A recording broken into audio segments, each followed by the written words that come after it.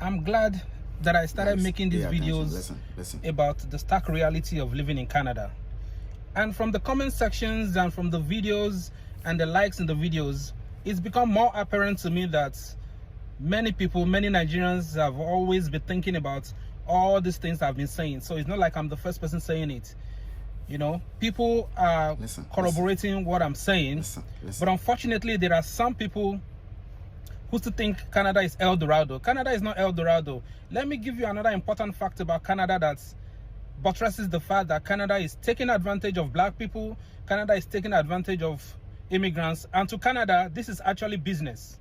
Now, Canada in 2025 estimated that it was going to have newcomers into Canada, about 395,000 international students. Pay attention. Listen. Slightly about the same figure.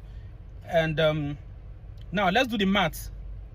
So if you and this mathematics I want to do for you is for annual estimation. So if international students are coming to pay tuition, they are coming with cost of living. That is money they come into Canada with. New arrivals with PR also do what is called settlement of funds. Now, estimation of how much Canada made in 2025 when newcomers come into Canada is over $20 billion. That is a year. And 2025 was low figure. So think about how much Canada made in 2024. Canada made over 40 billion. In 2023, it made over 40 billion. In 2022 was perhaps the highest. So annually, Canada has been bringing in newcomers to collect money from them.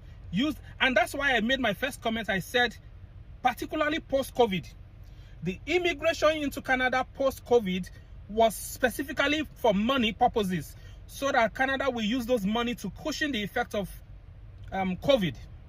Because many of the citizens who stopped working during COVID, some have still not gone back to work. Some didn't make it back to work.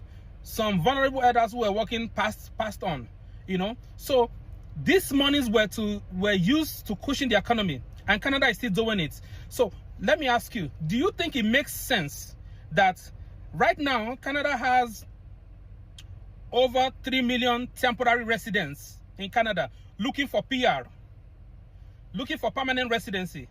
Canada does not have pathway for most of them. It's asking some of them to leave. Last week, Canada asked 30,000 people to leave. At the same time, Canada is bringing in new people from outside Canada. Every time they are doing draws, every time they are giving people nomination, every time they are giving people PR, outsiders to come into Canada. Do you know why? Because you already inside Canada, you don't have any money to bring in. They already collected your money. They are looking for new money. So you're not settling those inside, you're asking them to leave, but you're bringing in new people. It's all about the money. It's all about the money. And I see some dissent voices in my comment section. That's okay. We're in a civilized world. You don't have to agree with me. In fact, something would be wrong with me if I expected everybody to agree with me. But there are levels to these things. I understand that there are some people who have nothing to go back home to. They practically sold everything and they'll be here for like a couple of years. They have nothing to go back to. I can't force anybody to take a decision. I don't even have powers to stop anybody from coming to Canada. After everything I've said, some people will still come to Canada. And that's the nature of human beings. In fact, some people can literally walk into fire when you tell them it's dangerous. So everybody has a right to go to heaven the way they want. But it's my opinion, and I'm obliged to speak the truth because I have a voice. I speak the truth because I think it's the right thing to do. So do not waste your time. It's all money, nothing else.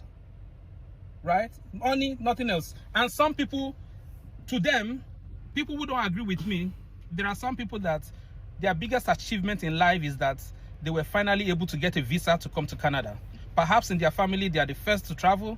They are the first to make that breakthrough. Some people, success to them is living abroad.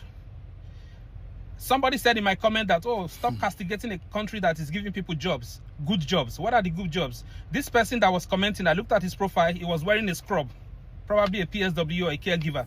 So to him, that is his success. And I can't fault him. But for those who have bigger goals, people who want to chase their dreams, people who don't want to be subdued by a crooked and skewed system.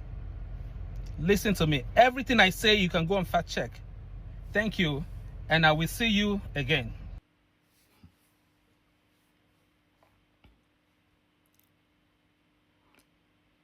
Yeah. Maybe I am a cancer. I keep saying these things. I said abroad is overrated. The earlier you make up your mind, the better for you.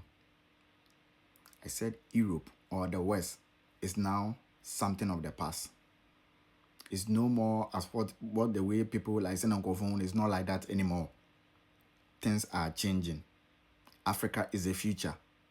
I keep saying this. See, 2026 and beyond, anything can happen.